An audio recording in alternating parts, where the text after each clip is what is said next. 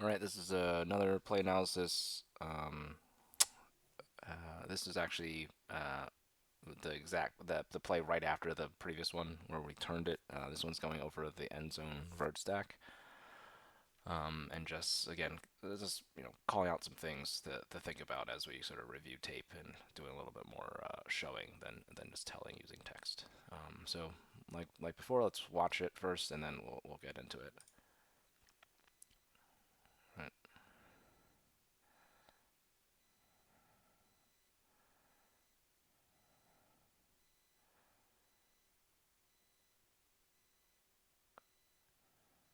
right,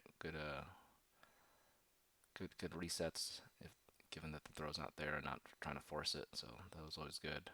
Um, all right, and then boom, we score. All right, great. So let's take a look at sort of what we could have done, or sort of things to take into account when we look into it. So, all right. So first, um, great job just setting that stack and calling it out. So decent distance away from the disc.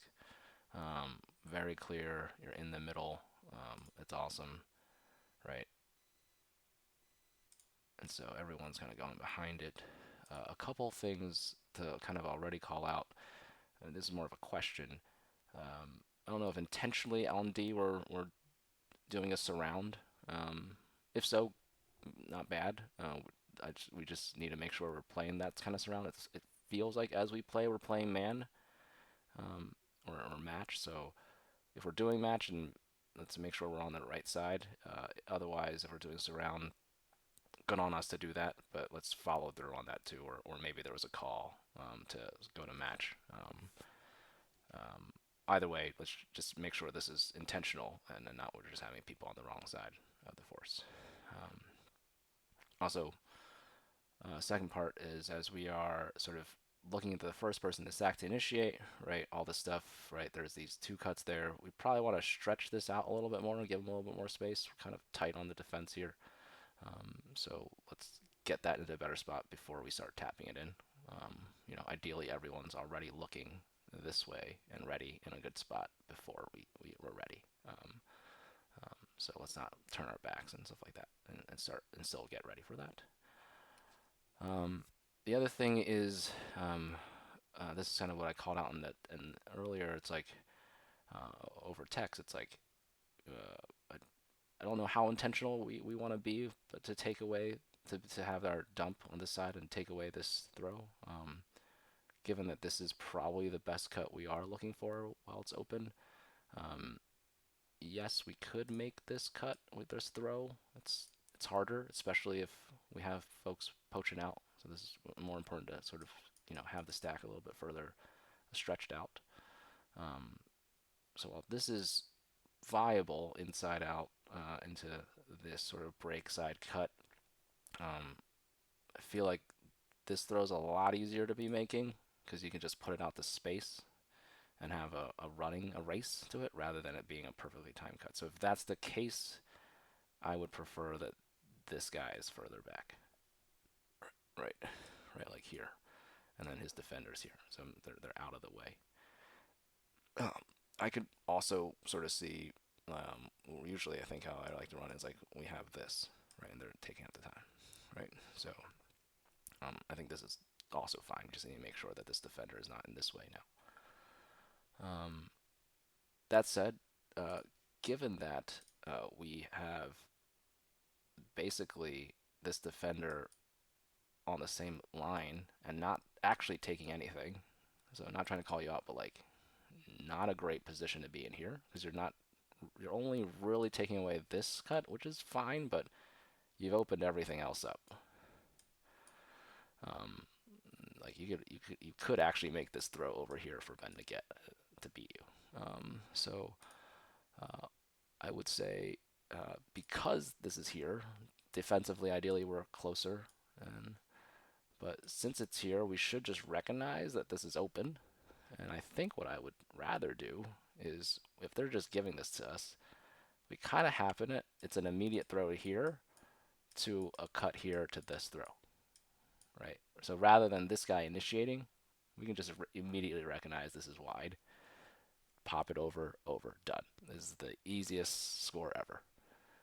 So that's why I think defensively we need to be here to prevent this throw from going up because we're way too far here. All right, so all right, now what else? So we make that cut. Fine cut there. I think that's the open side. This is just very tight. See how tight this window is, right? You have that sort of window to throw to. It's not a lot of room for error. It's a very difficult throw. And even if you fake there, he's biting. There is no viable throw this side, even though you're open, right? Ben is just taking that away, right? And so that's why I don't like having setup here. But that said, if you do make that cut here, right, or that throw here, this is totally wide open. And so as you see, as we make this continue, right, right, we have this throw. All right, look, even this defender, like it's just sorry not to call it defender, but like that throws out. Look at the separation here. Look at this separation, right? Completely open. So I think one thing, if this is happening, to do, if you are actually cutting, I know that you didn't get the disc. Peel back but take a look at where the disc is going before you, as you're bailing or before you bail. Because I think one great cut you could make here is if you're looking, you put your defender on their heels, their momentum stop, and rather than making this cut back, you can just cut right here, boom, wide open, right? So just be a little bit more aware on when that throw goes up, because we have look at this space, right? No one's getting here if anyone just gets there.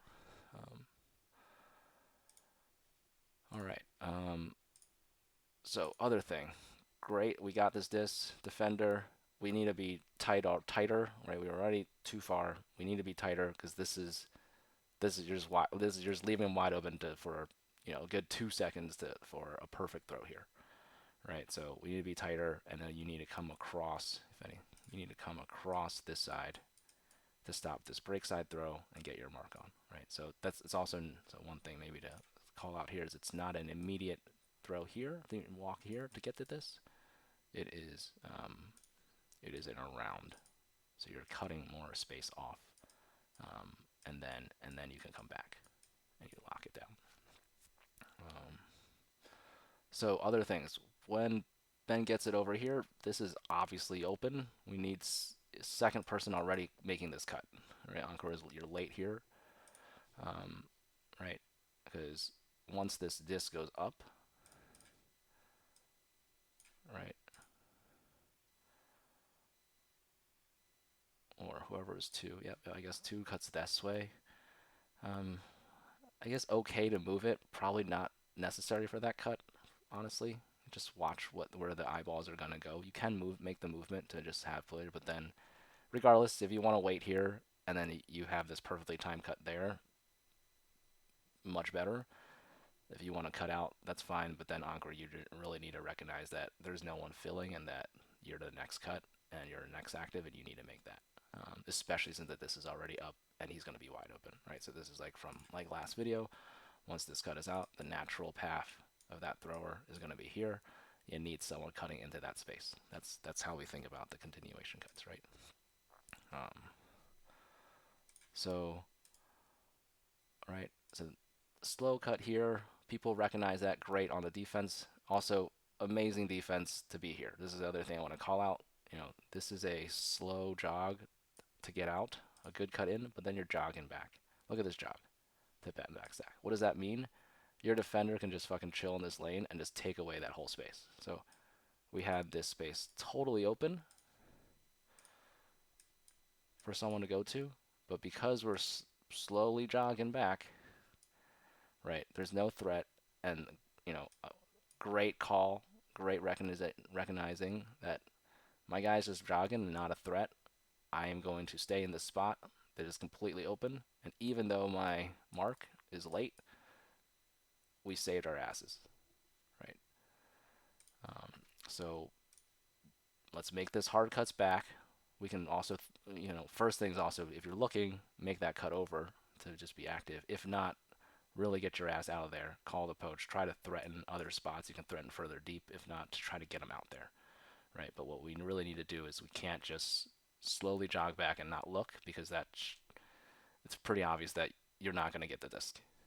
And so that means your defender can just cheat and take up space. Uh, that happens again too. So great, we got back onto the fourth side, right? We're marking this way now, right? No throws here, right? Josh, this is a great cut here of just going down and out. One thing we could do is when you're in this spot, when they're behind you, it's really difficult. If you bite, this opens it up, right? As we see here, we could be right here on him. If you're just on his hip on this spot, or even a little closer as you're down, he can't really go back in through you, and so you've already taken up that space, even though he wants to be. So he has to go up or around you a little bit more, which is a little bit difficult. In this spot, we're kind of in a positionally bad defensive spot already at this point, right? Like we're parallel. We're not really taking up. I would really want to be setting up probably here, right? On one side of him. We can even go flat, um, just so in order for him to go on the other side of you, he needs to go through your body, and you don't need to actually be faster than him on the shuffle. Um, so great cut up here, awesome, right? We have another cut up here, great. This is now um, poorly, I mean, not terribly timed because you didn't maybe know that this was going to happen, but now what we need to do is, right, spaces here. Look at this. This is an amazing space, right?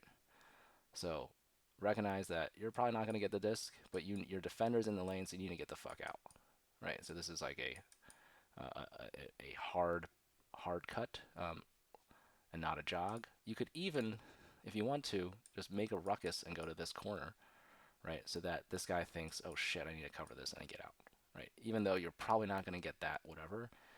Making noise, making a hard cut will make your defender at least a little bit more honest, right? Again, this guy here, right? We need to really get back into position faster. This is also a jog, right? Let's see this, right? You're out, and I'm just gonna jog back. What that means is this space is just taken up completely, right? Because if this throw went to here, if they wanted to, this is the next spot that we're getting. But we have a defender here, right? That makes it a lot difficult. So this is what it's like, really like, why I think this is a good example. Like, just get the hell back, get it back as fast as you can, make noise. End zone. We did vert in this case because we are purposely opening up these sides. If we cut and we clear and we just take our time, we're just having our defenders take the spots that we're trying to open up, right? So we really need to get them out of there. So your job's not done until your defender's out there, not that your cut's over. All right, so we have this great upline cut. We have a lot of spots. Good defense here, right? Really great defense, right?